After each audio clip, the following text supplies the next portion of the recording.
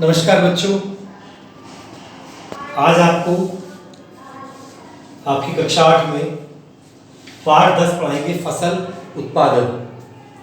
पिछली क्लास में मैंने आपको दिव्यांगता पाठ 9 पढ़ाया था और आशा करता हूँ कि वो पाठ आपको समझ में आया होगा। यदि नहीं समझ में आता है तो आप मुझसे क्लास टाइम में जितने चाहो उतने प्रश्न पूछ सकते हो ताकि आपको अच्छे से सारे पाठ समझ में आ जाए। पाठों को अच्छे से समझने के लिए वीडियो को ध्यान से देखें और बार बार देखें। अगर आप ऐसा करोगे तो पाठ आपको देखते देखते ही याद हो जाएगा। तो आज हम अपना टॉपिक लेते हैं फसल उत्पादन। फसल क्या है बच्चों? एक ही प्रकार के उपयोगी पौधों का समूह। जब एक साथ बहुत सारे पौधे एक ही तरह के जो हमारे लिए लाभदायक हों जब वो उगाए जाते हैं तो उनके समूह को हम फसल कहते हैं। अधिकतर बच्चे गांव से जुड़े हुए हैं और वो जानते हैं कि फसल क्या होती है, खेती क्या होती है। आपके चारों ओर खेत ही खेत हैं और खेतों में फसलों का उत्पादन किया जाता है। जो फसल का उत्पादन करता है उसे किसान कहते हैं। अब आप लोग जानते हैं कि हमारे देश की जनसंख्या बहुत ज़्यादा है और धीरे धीरे बढ़ती जा रही है। तो किसानों के सामने एक बहुत बड़ी चुनौती है कि वो अपने फसल उत्पादन को बढ़ाएं। आपके सामने एक नारा भी है, जय जवान जय किसान। तो किसान की जय इसलिए की जाती है क्योंकि वो अधिक से अधिक फसल उगाकर हमें देता है और उससे हम अपना पेट भरते हैं और अपनी अन्य आवश्यकताओं की पूर्ति करते हैं। तो फसल उत्पादन इस पाठ में हम सबसे पहले जानते हैं फसलों के प्रकार। फसल कितने प्रकार की होती है? तो फसल मुख्यतः 3 प्रकार की होती है, रबी, खरीफ, जायद। रबी की फसल नवंबर से अप्रैल, ये समय याद रखेंगे, नवंबर से अप्रैल में उगाई जाती है। यानी लगभग जब आपका हाफ ईयरली एग्ज़ाम से लेके फाइनल एग्ज़ाम के बीच तक, ऐसे याद रख सकते हैं। हाफ ईयरली एग्ज़ाम से फाइनल एग्ज़ाम तक ये आपकी कौन सी फसल उगाई जाती है? रबी की फसल। और इसमें मुख्यतः गेहूँ, सरसों, चना, आलू ये उगाया जाता है। इसके बाद नंबर दूसरी है खरीफ की फसल। खरीफ की फसल जून से अक्टूबर के माह में बोई जाती है। जून से अक्टूबर यानी लगभग जब आपका स्कूल खुलता है उससे हाफ ईयरली तक। तो मक्का, चावल, मूंगफली ये खरीफ की मुख्य फसलें हैं। इसके बाद जायद की फसल मार्च से जून तक, यानी आपके एनुअल एग्जाम से और आपकी जब छुट्टियां खत्म होती है तब तक ये फसल उगती है। इस फसल में मुख्य रूप से मूंग, उड़द, ये दालें या सब्जियां जो थोड़े समय में फसल पककर तैयार हो जाए, उत्पादन हो सके थोड़े समय में, क्योंकि छोटा समय है मार्च से जून तक का और गर्मी भी बहुत ज़्यादा पड़ती है। तो हमें मौसम के अनुसार, क्योंकि ये जो फसल है ये सर्दी की है, नवंबर से अप्रैल सर्दी पड़ती है बीच में, और जून से अक्टूबर ये ऐसा है कि इसमें गर्मी जून में तो बहुत ज़्यादा होती है लेकिन धीरे धीरे कम होती चली जाती है। लेकिन मार्च से जून तक ये वाला जो हिस्सा है इसमें गर्मी काफ़ी ज़्यादा पड़ती है। तो फसलों को मौसम के हिसाब से भी बोया जाता है। मौसम जहाँ सर्दी पड़ती है, गर्मी, बरसात, तो क्योंकि इस मौसम में बरसात ज़्यादा है, मार्च से जून में, हमारे यहाँ वैसे जुलाई अगस्त में बारिश होती है, तो हम वर्षा के आधार पर भी फसलों को बोते हैं। तो बच्चों इस प्रकार हम ये खेती करते हैं और अपनी फसल अच्छी पैदावार हमें मिल सके, इसके लिए हमें क्या करना चाहिए? इसके लिए हमें कुछ बातें हैं जो मैं आपको समझाऊंगा। जैसे मिट्टी तैयार करना, सबसे पहले हम मिट्टी को तैयार करते हैं। फसल बोने का ये पहला चरण है, क्योंकि मिट्टी में ही फसल उगती है, उसी में पोषक तत्व मौजूद होते हैं। सारी चीज़ें मिट्टी से ही लेता है पौधा, पानी वगैरह सब कुछ। तो मिट्टी की दरअसल कई किस्में होती हैं। जिस मिट्टी में बालू की मात्रा ज़्यादा होती है उसे बलुई मिट्टी कहते हैं, जिस मिट्टी में बालू की मात्रा कम होती है उसे चिकनी मिट्टी कहते हैं। और बलुई और चिकनी मिट्टी का जो मिश्रण है उसे हम दोमट मिट्टी कहते हैं। जब पेड़ पौधों की पत्तियां, कीट पतंगों तथा गोबर आदि के सड़ने गलने से बना ह्यूमस मिट्टी में बदल जाता है तो तीनों प्रकार की मिट्टी उपजाऊ हो जाती है। मतलब जब उसमें खाद डाल देते हैं तो वो उपजाऊ हो जाती है। भूमि में मिट्टी के कण छोटे बड़े दोनों आकार के होते हैं। इन्हें एकसार करने के लिए सर्वप्रथम खेत में हल से जुताई की जाती है और जुताई करने के लिए विभिन्न प्रकार के हल या यंत्र आते हैं। जुताई करने से मिट्टी पतली हो जाती है और उथली हो जाती है, भुरभुरी हो जाती है। इसके लिए उसमें हैरो चलाया जाता है। इससे मिट्टी में वायु का संचरण हो जाता है, वायु चाहिए पौधों को, और मिट्टी को उल्टने पलटने से उसमें जल इकट्ठा करने की क्षमता आ जाती है। फिर उसके बाद भूमि को समतल कर दिया जाता है। समतल करने के लिए पाटा या पाटल चलाया जाता है। और आजकल तो कंप्यूटर विधियों से भी मिट्टी को जैसा आप चाहो, जिधर ढलान देना चाहो उधर ढलान दिया जा सकता है। अच्छी पैदावार के लिए मिट्टी के किस्म के आधार पर जैसी मिट्टी है वैसे ही हमें फसल उगानी चाहिए।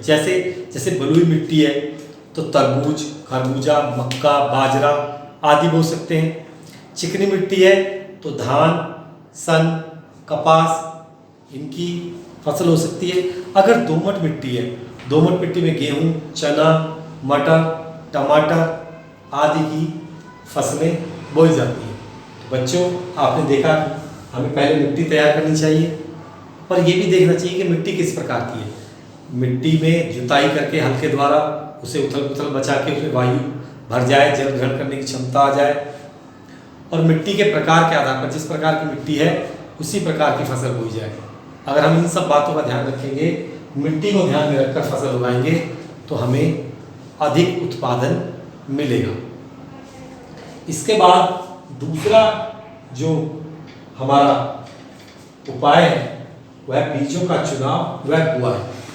बीज भी अच्छे होने चाहिए, बीजों का चुनाव भी हमें अच्छे से करना चाहिए। खेती की मिट्टी तैयार करने तथा बीजों का चयन करके मिट्टी में बीजों को डालना बुआई कहलाती है। दोबारा सुन लीजिए, खेत की मिट्टी तैयार करके बीजों का चयन करके बीजों को मिट्टी में डालना बुआई कहलाती है। स्वस्थ और अच्छे बीज चुनकर डालने से अगर आपके बीज स्वस्थ होंगे और अच्छे होंगे तो आपकी फसल भी अच्छी होगी। अच्छे बीजों के चयन का परीक्षण कैसे करें? जैसे मान लिया गेहूं के 100 ग्राम बीज लेकर इन्हें जल से भरे कटोरे में डाल दीजिए। कुछ समय के लिए ऐसे छोड़ दीजिए। थोड़ी देर बाद हम देखेंगे कुछ बीज तली में बैठ जाएंगे तो कुछ ऊपर तैरते रहेंगे। तैरते क्यों हैं? क्योंकि बीज अंदर से खोखले होते हैं, उनमें वायु भरी होती है, इसलिए तैर कर ऊपर जाते हैं। ऐसे बीज अच्छे नहीं होते, उन्हें निकालकर बाहर फेंक देते हैं, और जो अच्छे डूबे हुए बीज हैं उनका प्रयोग हम फसल उगाने में करते हैं। उन्हें जब हम बोएंगे तो हमारी फसल बहुत अच्छी होगी, उत्तम फसल हमें मिलेगी। अब बीजों का जब चयन हो गया है तो उसके बाद हम बुआई करते हैं। बुआई के लिए कई तरीके हैं, जैसे कुछ पौधों के बीज बहुत दूरी पर बोए जाते हैं तो कुछ के एक साथ बोए जाते हैं, पास पास बोए जाते हैं। ठीक है, इसके लिए डिबलर तथा बीज बेधक का प्रयोग करते हैं। अब तो बहुत सारे यंत्र आ रहे हैं, हमें बीज बोने के लिए, हल चलाने के लिए तरह तरह के यंत्र हैं। तो पारंपरिक तरीके से भी कुछ लोग खेती कर रहे हैं कि वही पुराना वाला हल बैल लगाकर, कुछ लोग ट्रैक्टर से बुआई करते हैं। तो बहुत सारे तरीक़ों से बुआई हो रही है, जिससे हम अपने समय को बचा लेते हैं, मेहनत को बचा लेते हैं और फसल उत्पादन बहुत अच्छी होती है। तो बच्चों, सीड ड्रिल्स भी आती हैं, इनसे बहुत सारे फायदे हैं। बीज समान दूरी पर और निश्चित गहराई में अगर बोना है तो हम सीड ड्रिल का प्रयोग करते हैं। गहराई तक अगर बोएंगे तो पक्षी जो है उन्हें आसानी से नहीं निकाल पाएंगे, बीज सुरक्षित रहेगा और ज़्यादा फसल उगेगी। बीज के बीच में अधिक दूरी भी रखें, उचित दूरी रखें, अधिक नहीं, जितनी हो सके, ताकि सूर्य का प्रकाश सभी पौधों को अच्छे से मिल सके। इसके बाद मिट्टी में पौधों को अच्छे से पर्याप्त मात्रा में पोषण मिल सके, इसके लिए भी दूरी बहुत जरूरी है। धान उत्तर प्रदेश की प्रमुख फसल है। हम सब लोग उत्तर प्रदेश में रहते हैं, तो हमारी मुख्य फसल है धान, और गन्ना भी है। वैसे धान की बुआई के लिए किसी छोटे भूभाग या पौधा घर से धान के बीज लाए जाते हैं। आप लोग सब जानते हैं, ज़्यादातर लोग किसान के बच्चे हैं। हम लोग खेतों में पूरा पानी लबालब भर दिया जाता है, फिर जो छोटे पौधे लाए जाते हैं उनको उसमें लगाया जाता है। आवश्यक जितनी भी दूरी चाहिए सब तरीके से उसको लगा देते हैं, रोप देते हैं। इस प्रकार फसल को खेत में खड़े पानी की आवश्यकता होती है, जैसे कि मैंने बताया, पानी भर देते हैं।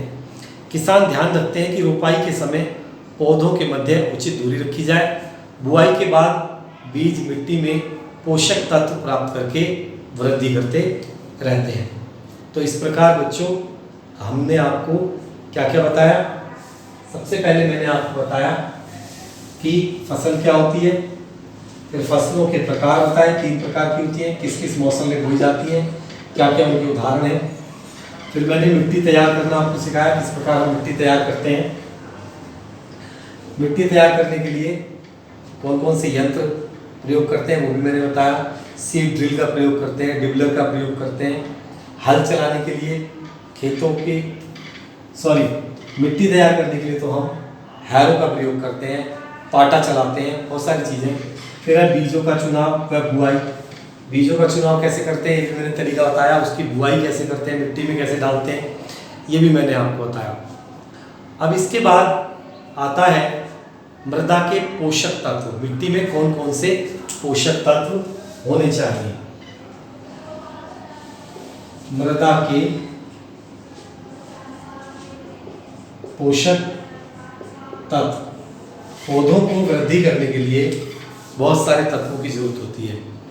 जो बहुत जरूरी है उन्हें मुख्य पोषक तत्व कहते हैं। मुख्य पोषक तत्व में कार्बन, हाइड्रोजन, ऑक्सीजन, ये तो ज़्यादातर पौधे वायु से प्राप्त कर लेते हैं। नाइट्रोजन, फास्फोरस और पोटेशियम, ये पौधों को मिट्टी से लेने होते हैं।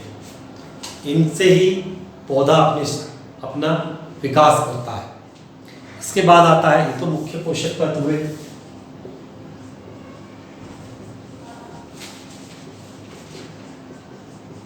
कौन कौन से होता है, carbon, hydrogen, oxygen, nitrogen, potassium, phosphorus, ये सब मिट्टी से प्राप्त करता है पौधा। इसके बाद आता है गौण पोषक तत्व।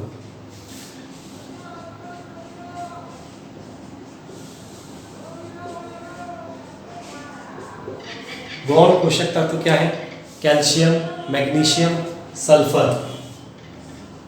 कैल्शियम, मैग्नीशियम, सल्फर, ये आदि को पौधे मिट्टी से प्राप्त करते हैं। पौधों को इन तत्वों की आवश्यकता मुख्य पोषक तत्व की अपेक्षा थोड़ी कम होती है।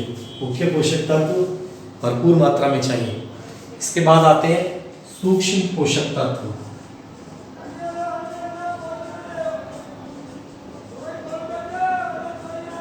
सूक्ष्म पोषक तत्व ये क्या है, पौधों को कुछ पोषक तत्व जैसे लोहा, तांबा, जिंक, ये कम मात्रा में चाहिए, पर चाहिए जरूर, कम मात्रा में चाहिए। फिर भी इनकी कमी होने के कारण पौधे की वृद्धि और विकास में कोई ज़्यादा फर्क नहीं पड़ता अगर ये ना भी मिले, पर चाहिए ये कम मात्रा में अगर मिल जाते हैं तो फिर पौधों का बहुत अच्छा विकास होता है। तो बच्चों इस प्रकार मैंने आज आपको ये सारी बातें बताई हैं, इन्हें अच्छे से पढ़ें। ये पाठ का एक इंट्रोडक्शन है, प्रस्तावना है, यहीं से पाठ आपका आगे बढ़ेगा। जब हमें मूल आधार बातें पता होंगी तभी हम पाठ को आगे अच्छे से पढ़ पाएंगे। तो आज मैंने आपको जो टॉपिक पढ़ाए हैं, इन टॉपिक को कॉपी में भी लिखें। मैं बार बार कहता हूँ कॉपी पे लिखें या फिर स्क्रीनशॉट खींच लें कि मैंने आज आपको क्या पढ़ाया है। कॉपी पर लिखोगे तो लिखने से आपको कुछ थोड़ा थोड़ा याद होगा। बार बार वीडियो देखोगे, बार बार रिवाइज करोगे, बिना देखे लिखने का अभ्यास करें। मेहनत जितनी ज़्यादा करोगे उसका परिणाम भी उतना ही अच्छा आएगा, उतना सुखद आएगा। मैं कहता हूँ वीडियो भी देखो, लिखो भी, बिना देखे भी लिखो। मेहनत तो ज़्यादा होती है पर ज़्यादा मेहनत होने का परिणाम भी बहुत अच्छा आएगा। पेपर में आपको बिल्कुल भी डर नहीं लगेगा और आप पेपर के क्वेश्चन देखोगे तो आपको लगेगा अरे तो मुझे सारे ही आते हैं। इस प्रकार आपके नंबर भी बहुत अच्छे आएंगे। क्लास में आपके अध्यापक आपसे बहुत खुश रहेंगे। जितनी ज़्यादा मेहनत करोगे उतना ही ज़्यादा लाभ आपको मिलेगा। तो बच्चों, अपने समय को अच्छे से प्रयोग करिए, मेरे वीडियोस बार बार देखते रहिए, और जितना ज़्यादा बार बार देखोगे ये तो आप जानते हैं उतना ही आपको आएगा। और कोई भी समस्या है वीडियो में वो तुरंत मुझसे क्लास में पूछें या फ़ोन करके बताएं। तो मैंने कहा आप अपने सुझाव भी मुझे दे सकते हैं। कोई भी तरीका जो आप चाहते हैं कि मैं उस तरीके से पढ़ाऊं वो आप मुझे बता सकते हैं बिना किसी डर के। आप जैसा चाहोगे वैसी पढ़ाई आपको मिलेगी, और आप इस प्रकार पढ़ के अपने जीवन को सफल बनाओगे। ये सोच लीजिए कि हमें जीवन में बनना क्या है। जब आपके माइंड में ये आ जाएगा कि मुझे वो बनना है, और उसकी पिक्चर हमेशा अपने सामने रखो। जब भी आप पढ़ रहे हो, पढ़ते पढ़ते सोचते रहो कि मुझे जीवन में क्या करना है, क्या बनना है, किस प्रकार अपने माता पिता की सेवा करनी है। तो आज मैंने आपको पढ़ाया फसल क्या है, फसलों के प्रकार, कौन कौन से मौसम में बोई जाती हैं, उनके उदाहरण, अच्छी फसल कैसे उगा सकते हैं, मिट्टी तैयार करके, बीजों का चुनाव या बुआई करके, और मृदा के पोषक तत्व कौन से हैं जो बहुत ज़रूरी है वो ये हैं, जो थोड़े कम ज़रूरी है वो ये हैं, और जो बहुत कम ज़रूरी है मैंने बताया लोहा है, जिंक है और तांबा है, कॉपर तांबा है। तो इस प्रकार बच्चों मेरी वीडियोस को बार बार देखते रहिए, आपको देखते ही देखते याद हो जाएंगे। तो आज के लिए सिर्फ इतना ही काफ़ी है। अपने समय को सदुपयोग करो, घर में रहो। कोरोना बाहर बहुत खतरनाक बीमारी है, बाहर मत लिखिए, सावधानियां प्रयोग करिए, जैसे समय समय पर हाथ धोते रहिए, और आँख, नाक, मुंह इनसे बिल्कुल मत छुएं हाथों को। आप कोरोना से बचे रहें, मैं ऐसी ऊपर वाले से कामना करता हूँ। आज इतना ही, धन्यवाद, नमस्कार।